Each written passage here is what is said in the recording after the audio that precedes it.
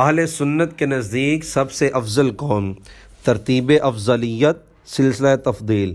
قرآن مجید اور احادیث طیبہ میں خبر دی گئی کہ رسول اللہ صلی اللہ علیہ وآلہ وسلم کے وصال اقدس کے بعد امت فرقوں میں تقسیم ہو جائے گی اور لوگ نئے نئے عقائد اختیار کر لیں گے۔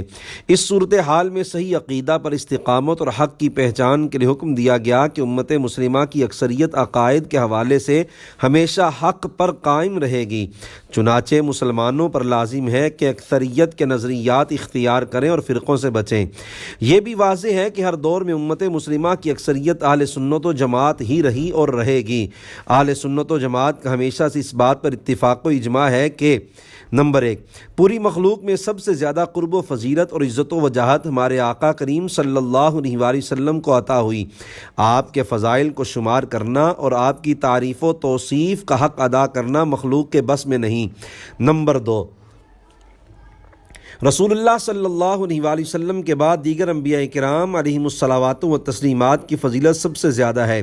کسی بھی غیر نبی کو کسی نبی سے افضل سمجھنے والا بد نصیب کافر ہے۔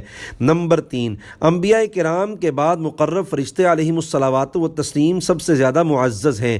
مثلا سیدنا جبرائیل، سیدنا میکائیل، سیدنا اسرافیل، سیدنا عزرائیل اور ساداتنا حاملان عرش یعنی عرش الہی کو اٹھانے والے فرشتے علیہم الصلوات و تسلیمات۔ کوئی بھی غیر نبی ان کی بلند شان تک نہیں پہنچ سکتا۔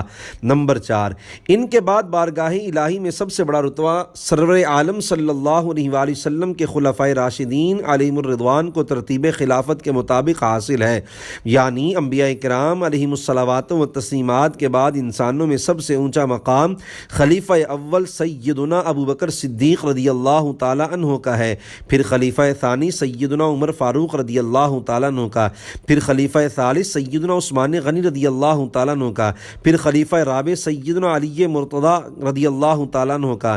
ان کے بعد عشرہ مبشرہ میں بقیہ صحابہ کرام حضرات حسنین کریمین، اہل بدر، اہل احد اور اہل بیت رضوان اور اہل بیت عظام رضی اللہ عنہم کو سب سے زیادہ فضیلت حاصل ہے۔ ان سب سے جنت کا وعدہ کرتے ہوئے باری تعالیٰ نے ارشاد فرمایا وَكُلًّا وَعَدَ اللَّهُ الْحُسْنَى وَاللَّهُ بِمَا تَعْمَلُونَ خَبِيرٌ، اور ہر ایک سے اللہ تعالیٰ جنت کا وعدہ فرما چکا اور اللہ تعالیٰ خوب جانتا ہے جو کچھ تم کرو گے۔ نمبر 5، ان کے بعد دیگر صالحین و متقین افضل ہیں، پھر عام فرشتے عام مسلمانوں سے زیادہ عزت و فضیلت رکھتے ہیں۔